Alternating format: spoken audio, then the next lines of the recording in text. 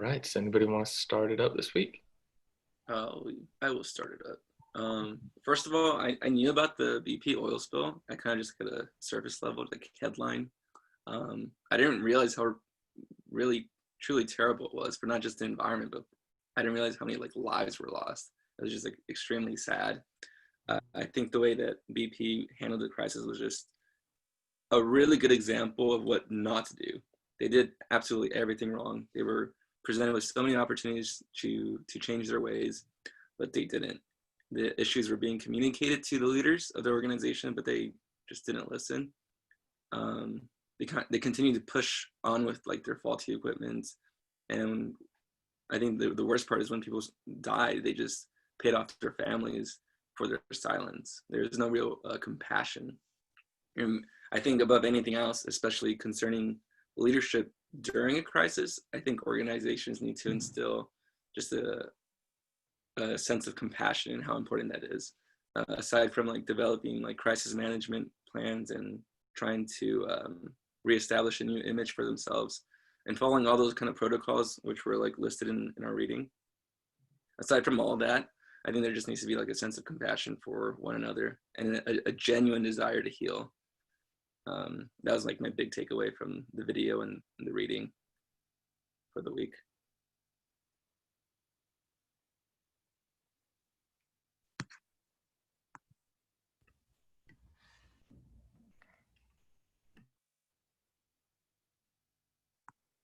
Yeah, so I believe that any accident can be prevented.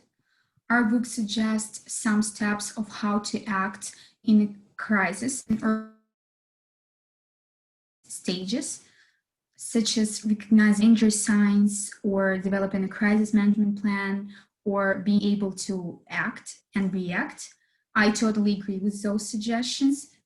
In the case of oil spill in the Gulf of Mexico, the executives of the company could have easily prevented the situation if they had a plan of actions to utilize in crisis. Or for instance, if the organization did a better internal investigation of some flaws on early stages, or if the company did some monthly engineering checks. A leader should always be strategic, which means he or she has to be able to react right away and fix the situation right away. For example, in 1986 in Chernobyl, a Ukrainian city, one of nuclear reactors exploded and released tons of radiation into the air, which affected the entire world. My parents are from Ukraine, as well as I am, and they both witnessed the situation, the accident, and they told me a lot of stories about that. And I'm convinced that this accident could have been prevented if USSR leaders had a plan of actions, as well as the oil spill. Not a lot of people know that Ukraine was the last USSR city in the country that found out about the explosion because USSR leaders didn't wanted to keep that information a secret.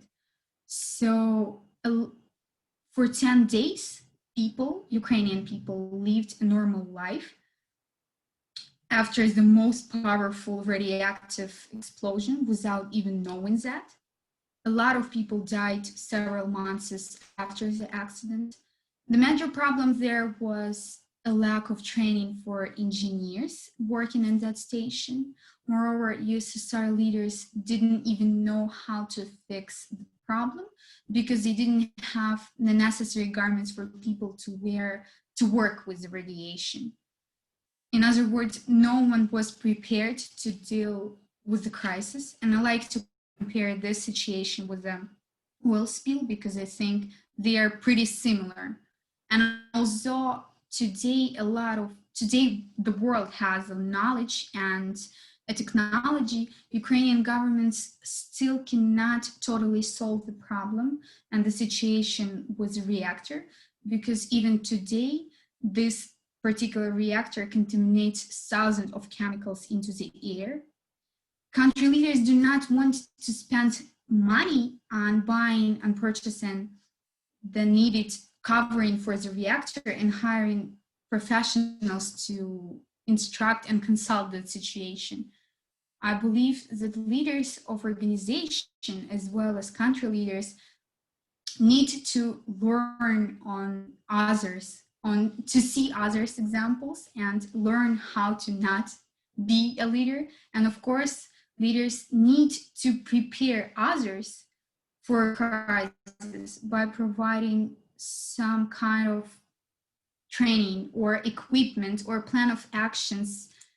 Also, leaders need to be ready to announce the situation in the media, not like a Chernobyl and USSR leaders.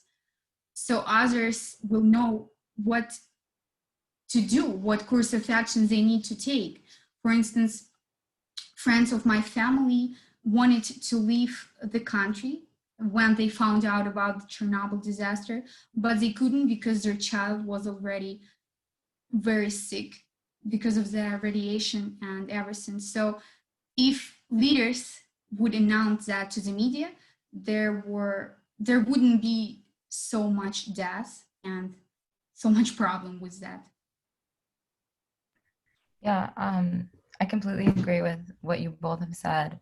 I think the example of Chernobyl also kind of ties back to what Alex was saying about compassion and everything like that. And my point kind of ties in with yours, Alice, about just how organizations really need to be prepared. And I think that is like the bottom line of everything. Because I think, as the text states, since organizations spend most of their time in between crises, the most important stage of that crisis process is the pre-crisis stage, because as long as leaders have a plan and process and ways or rules to deal with any unforeseen variations of that crisis, I think they should be at least adequately prepared, or like at least as prepared as they can be, because I just think that overall it boils down to the leader feeling prepared at each level, because then they're more likely to react calmly in the face of a crisis, and that way they'll make smarter decisions. They're not like thinking all foggy. And I think it's also important for it to be a team-oriented activity to overcome any decision barriers. Also, the book mentioned, I think that the organizations could probably implement doing some kind of training, like simulation type activities with various types of crises that might like affect their organization. And that way they'll make sure that their leaders feel prepared enough to handle themselves and their subordinates, the media, families, anything. They'll have kind of set guidelines that makes it seem more feasible to them. And I think that also means providing leaders with support for autonomy, so that way they can increase their self-confidence and quick decision making. That way they'll be a more well-rounded leader and be able to take this stuff on. And yeah, I mentioned the BP oil spill last week, so I kind of thought it was funny that it was on our to-do list this week. But it is a great example, kind of just going off what everyone else said. They really didn't handle themselves in the correct way. It could have been prevented. They made extremely wrong choices for families, the environment, their organization, like just overall awful. I feel like, honestly, like that it's a great example of how just negative crisis situations can happen, like how that whole thing went down. They handled it incorrectly. I honestly think, like, especially when it comes to any situation, there's always going to be some type of crisis, whether it's as big as the BP oil spill or as something as small as like, oh, okay, something's on fire in the building, or whatever the situation is. I feel like COVID is a good example you can see in certain places where I work right now. I remember the day we found out that like half of our organization was going to be sent home, how there was going to be crazy restrictions, and how we were getting like stuff from our governor, like letting us know like, hey, this is what's about to go down. There's going to be a little bit of a lockdown. And just the way they handled it, they didn't get anybody to panic. We all met in a room and everyone talked, and we just kind of went over everything step by step. And I feel like that's you have to make the right decisions in any crisis whatsoever. It's taking ideas from everybody else in order to be a good leader, and also making the correct decision, because when you rush things, that's when things will definitely fall apart. You always want to have a plan, and I feel like in every organization, every leader has a plan for almost every situation. And there's going to be ones where they don't have a plan, but they will actually take a team and start building like off of each other, and like, hey, that sounds like a good idea, let's look into that, instead of like immediately jumping into something. There's all sorts of examples of how to react during a crisis and how not to react during a crisis. There's the panic. I feel like instantly, like as a group, as an organization, you don't want someone to go out there and start spreading fear. You want everyone to stay together. Like, hey, let's make it seem as easy as possible. Have us not be worried as you are. And as a leader, you have to keep your composure. You have to stay as calm as possible, even though deep down you may be freaking out and not understanding what's about to go down. You just have to look like you know what's going on, and it's going to keep everybody else at ease, and that's going to make things flow a lot better.